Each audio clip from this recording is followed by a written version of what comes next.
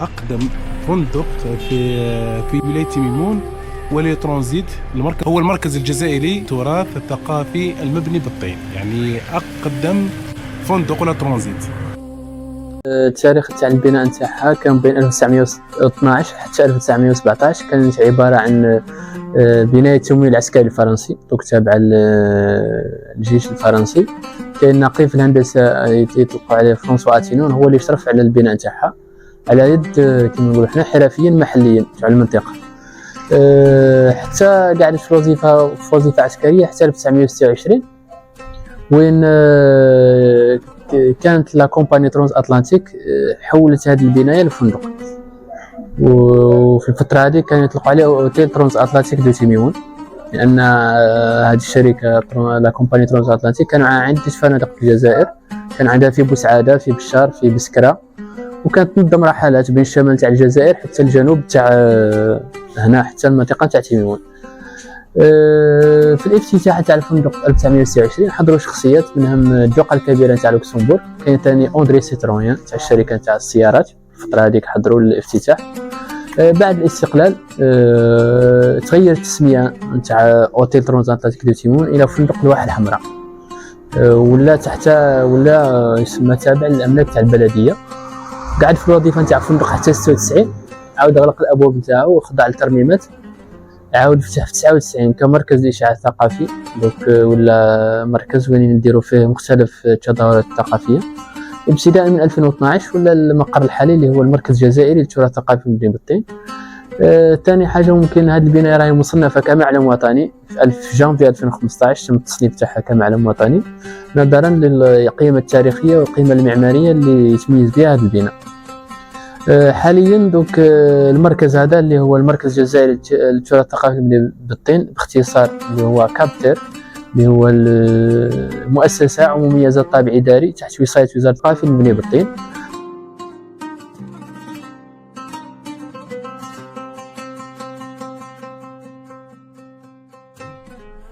الله يبارك. غرفة كان واسعة.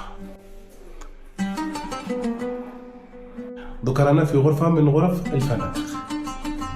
كنرجعوه المركز. شوف السقف تاعو راهو بالجذوع تاع النخيل. جذوع النخل. الكورناف اسمه. والحاجة المليحة شفت ورا فوق راه داخل الضوء، هذا ماشي قرع. هذا ديبوت ايوا. قرع زجاج. الاضاءة دوك دايره. الله يبارك.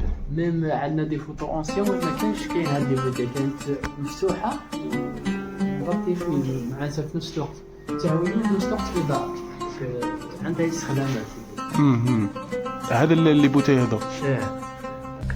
قبل في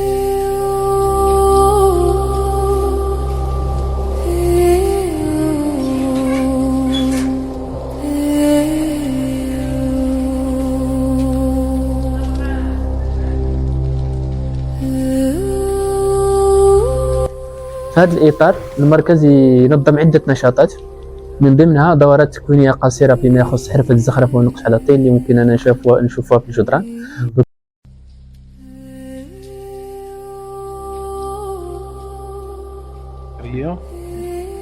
وهذه الصورة نتاعها في الفوق في لا تيراس نتاع الصنطرة. ميم كاين أطلس رويال دون الصحراء، لا غراند ديشيس دو لوكسمبورغ et des son frères à la terrasse à l'hôtel transatlantique à Timimun. هذه الفوق. هذه الفوق هذه الصور ما شاء الله. وهذه من بين الغرف تاع الجماعة هذا. الغرفة تاعهم هذه. هذه وين كانت لا دوشيس دو لوكسمبورغ.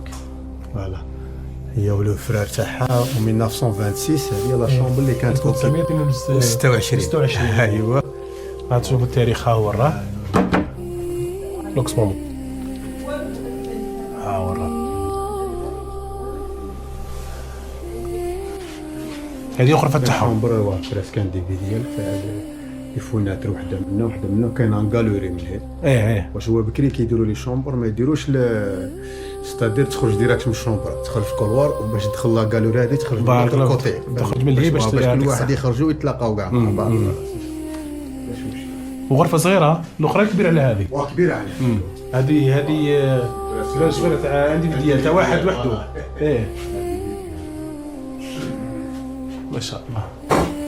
سده كي شغل ماشي سده، لا ماشي سده. لا هذه تابعه لا تيراس الفوق. ايوه فوق والله طراس شفت من فوق.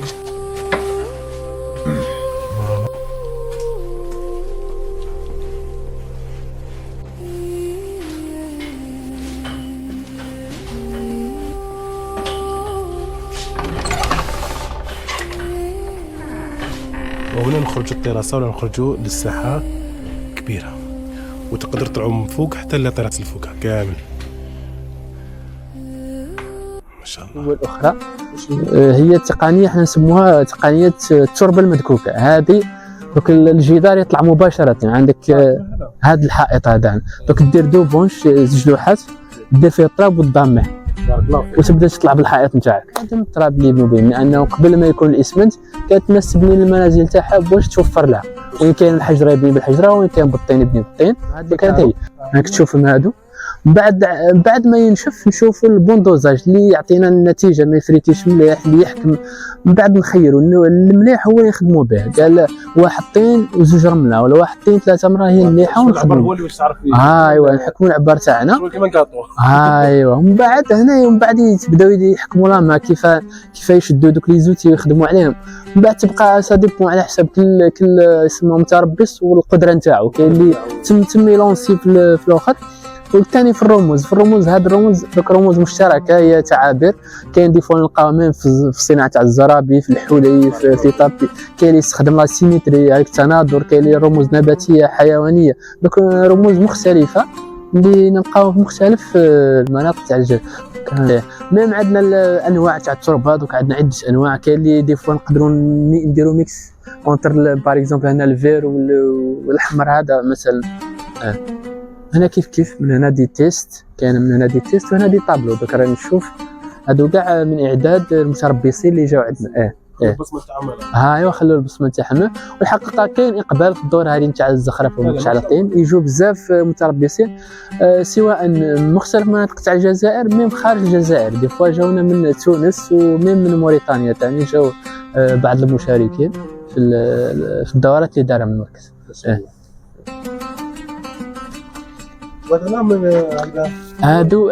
هادو كيما كنت نقول لك هادو ثاني دي تيست. داك مثلا التربه رقم 3 زائد 2 رمله 2 صاب وهكا كيف هاي كيما هادو باغ اكزومبل اللي كانت فيها تير ومعها واحد صابل دوك طاحت ما حكمتش كاع اصلا. هذه مثلا راهي حاكمه بصح راه تمح. هذه مثلا حكمت مليح بصح ناقصه شويه فريت. دوك فيها واحد من بعد نديروا من بعد واحد هكا لي تيست سامبل باش نشوفوا الدوزاج مليح واللي نخدموا به. قادر يكون فيها تاع زوج سا ديبون. هذا المول تخدمها خليط ميلونج، دير العجينه نتاعك تبريباريها وتنشف في الشمس وتبني بها عادي. البنيه تبني حيوطه كيما هذا مثلا، كي حيط كيما هذا راه مبني بالقوالب الطوبيه. هذا الحيط هذا، ولا البناء هذا ثاني راه مبني بالتقنيه هذه تاع الطوب. هذا هنا دوك هنا المركز هذا مبني بالتقنيه تاع الطوب. يسير يجوا يتعلموا باش يخدموا النحت على الطين كما راكم تشوفوا. هنا عندهم ايام مخصصه لهم باش يتعلموا النحت على الطين. كل واحد كيفاش ينحت الحاجه اللي يحبها هو، مع واحد يعني مكون اللي راح يكونهم ويعلمهم كيفاش يرسموا وكيفاش يخدموا هذه التحف الفنيه الطينيه. بسم الله ما شاء الله، يعني حاجه شابه ورائعه. يعني كانت كنا هذيك الفوطو ديالنا تاع الحلا هذه.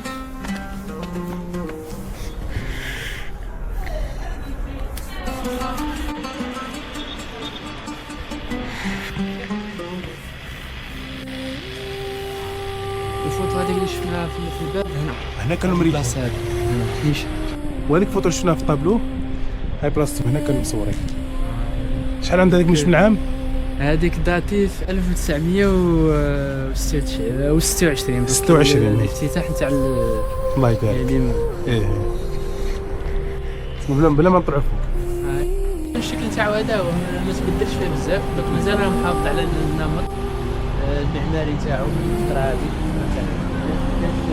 تغييرات كبيره في الباتيمون غير في الداخل، في ليسباس انتيريور على حسب الوظيفه راه هاي هذه اللي كنا نشوفوها من تحت اللي كانت مفتوحه تدخل الضوء ياك. هذوك تعدوا، هذه كاين هنا، كاين هكا وكاين. وهنا كما راكم تشوفون انا فوق السطح تاع الاوتيل اقدم فندق في ولايه تميمون. هكذا ترانزيت اتلانتيك وين كان؟ ترانز اتلانتيك اللي هو معروف مشهور بفندق الواح الحمراء سابقا، حاليا المركز الجزائري للتراث الثقافي من كافير.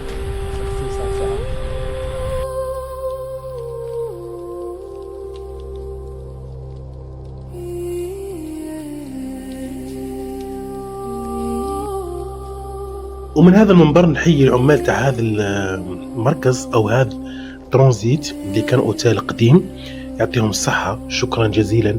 يعني استقبلونا بابتسامة رائعة، استقبال ما شاء الله، يعني يورولك ويعطوك المعلومات كيفاش كان وكيفاش ولا بصدر رحب. يعطيهم الصحة وألف صحة وشكرا جزيلا لكم. ونتمنى أي واحد يروح لتميمون أنه يزور هذا المركز، راح يتعرف عليه أكثر، وراح يشوف بعض المعلومات ويشوف ويتلمس هذوك التحف الفنية اللي في هذا المركز. بسم الله ما شاء الله.